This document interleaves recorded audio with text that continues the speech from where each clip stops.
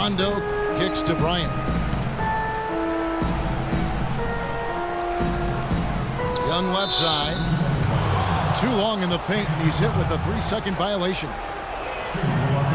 Well, you know, this last draft class was one that had been hyped up for such a long time with the big names, primarily Wiggins, Parker, and Embiid, all being viewed as potential franchise players.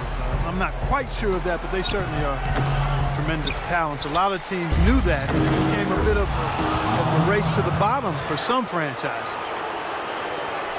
If you battle for the offensive rebound and come up with it, you're guaranteed a high-quality shot on a follow, just like he got there. Moore outside. And there's the pass to Bears. Shot clock at 5. Right block shot. Again, Chicago.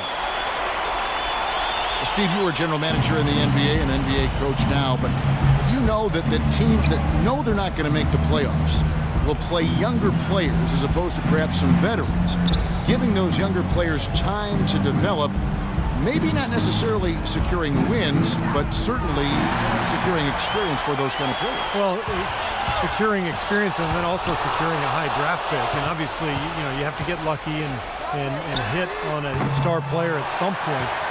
But I think it's the preferable method for teams to go that route these days rather than to just hang around the middle of the league in mediocrity. Rondo with the steal. Deflects the pass. Moore with the steal. Rebound the Lakers. Stoudemire's got 6 rebounds now in the game. Rondo with it. Guarded now by Aaron Brooks. Rondo kicks to Young. Pulls up on the wing. And that one's good. Now Brooks.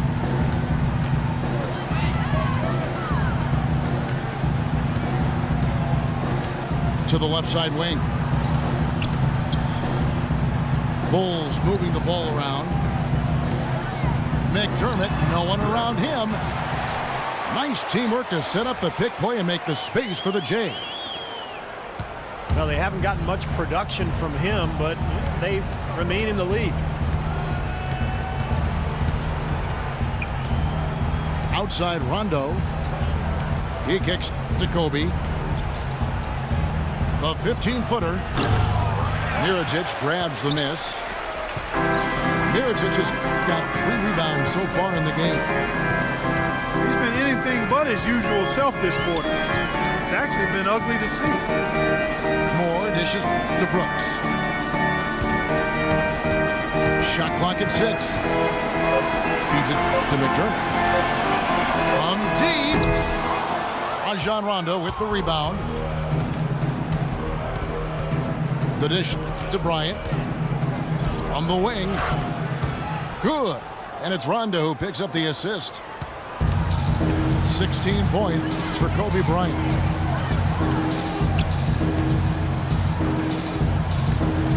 Kobe with the steal. Now here's Kobe, the fast break opportunity. And a strong finish with 2 hands. And once he took off, it looked like the defense just had no interest in getting in his way. That's one where you just give up the 2 points and move on. And here is Brooks. Moore left side. Clock at 6. Mirajic has a wide open look. And the shot no good, a bit short. When he's wide open like that, he'll rarely miss those. Offensive rebound. Rondo kicks to Young. The offensive rebound. And the jam by Stoudemire. We knew what was going to happen with that one when he got his hands on it. Yeah, you know, if the ball comes to him off the offensive boards, Clark, it's going to go back down hard. It's amazing how many points he salvages for his team. Chicago calls timeout. Not a lot of people thought, Steve, that Chicago had a chance last year to do much when Derrick Rose went down, but they stuck with it and ended up in the playoffs nonetheless. Yeah, they didn't just make the playoffs. They had home court advantage in the first round as well.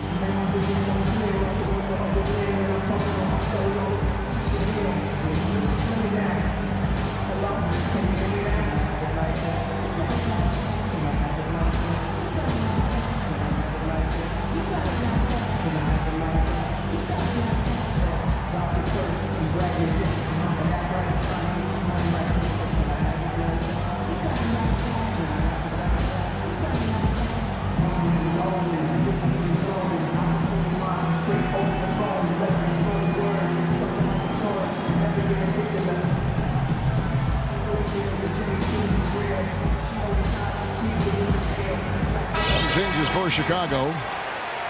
And now Doris Burke has an update from the sidelines.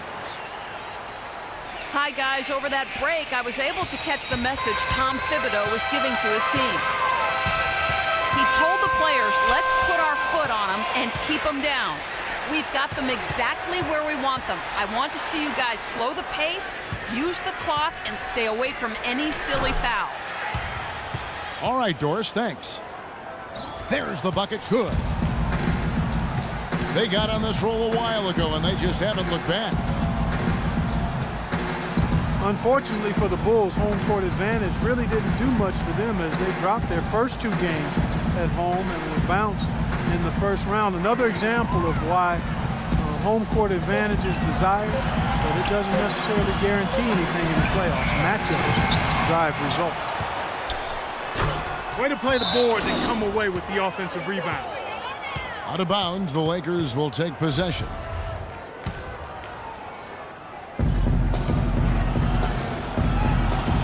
Now here's Rondo. So he gets the whistle. Contact on the way up and two shots coming up.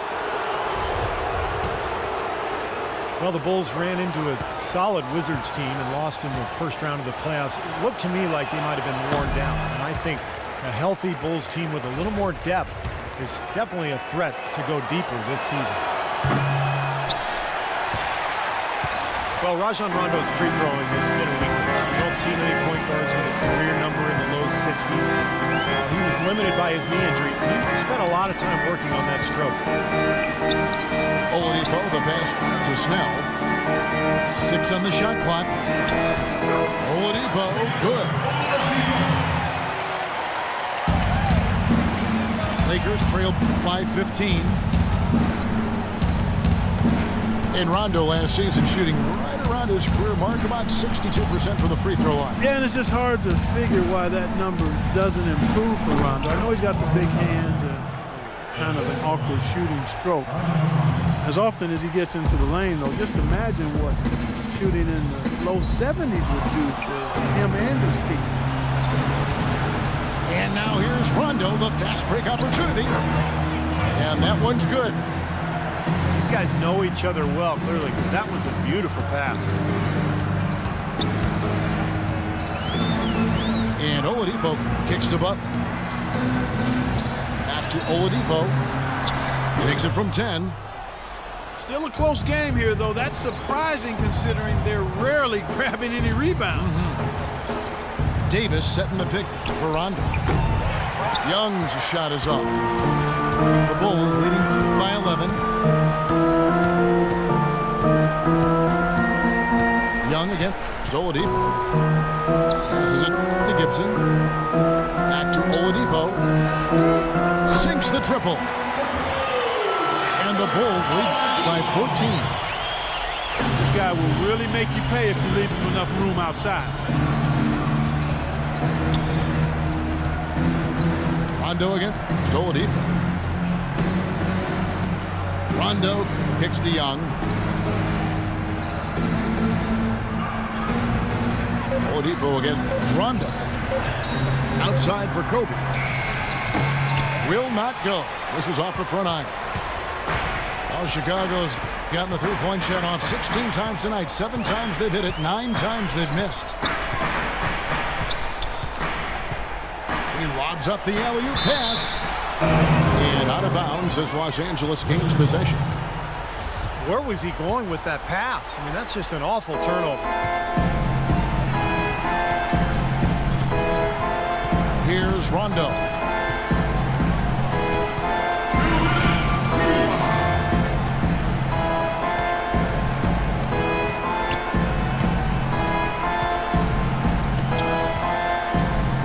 And it's Bryant in the corner.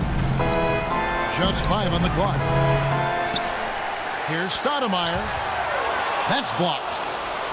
And they'll keep possession. Outside Rondo. Tries yet again. Here's Davis. And at last they get one to fall. Davis has got 4 points in the quarter. It's Oladipo on the wing. He's covered by Rondo. And Oladipo kicks to Snell. Gibson up top. Bulls moving the ball around. Dishes it to Snell. And he gets it to go. And the Bulls lead by 14. And so only one team answered the bell tonight. Not a monster blowout by any means, but still a double-digit victory for Chicago. You know, Clark, when you shoot this well from three-point range, you're really hard to stop. The defense didn't rotate out fast enough to stop the hot shooters. So you said it all there, Kevin. They were lethal from behind the arc. You always need role players to step up and help. And that was the case here as everything was working for Oladipo. He was really everywhere. Defensively, offensively, the total effort we saw from him, I think, was the difference. And it's Butler missing. Los Angeles has gotten just 1 of 4 3-pointers to go down for them here in the fourth. They get it again. Bryant. Good on the shot, and that shaves the lead to single digits. You know, that putback's about as easy as it's going to get. You have to put a body on someone down there. Well, no box out.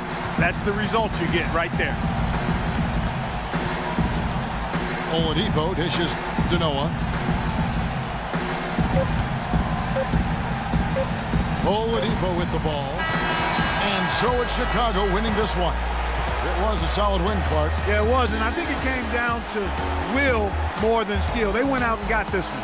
Well, it's time to say so long. For Clark Kellogg, Steve Kerr, and Doris Burke, this is Kevin Harlan along with our 2K Sports crew thanking you for tuning in. Now it's time to present our Jordan Player of the Game, Victor Oladipo.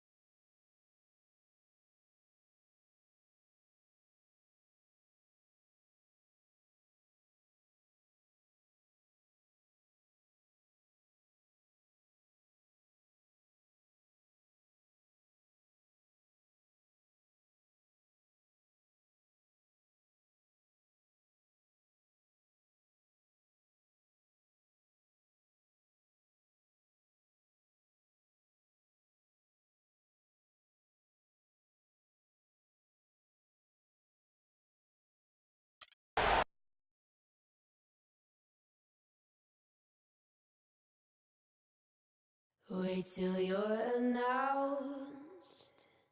We've not yet lost all our graces. The hounds will stay in shape.